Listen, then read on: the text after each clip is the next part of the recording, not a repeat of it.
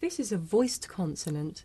You can hear it at the beginning of the word dame, in the middle of the word ladder, at the end of the word odd, and at the beginning and end of the word did.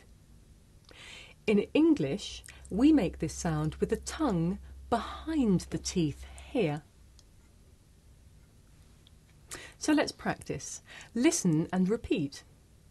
Dame, ladder, odd, did. Okay.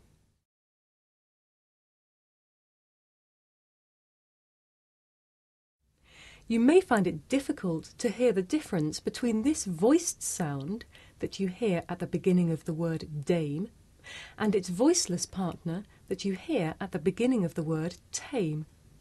Listen carefully to hear the difference. For each example, I shall say the word with the voiced sound first. Dame, tame, doom, tomb, meddle, metal, herd, hurt. Did you hear the difference? You might be able to see the difference. Look. Dame, tame, dame, tame. In English, we say the sound at the beginning of the word tame with a big puff of air. Look. Dame, tame.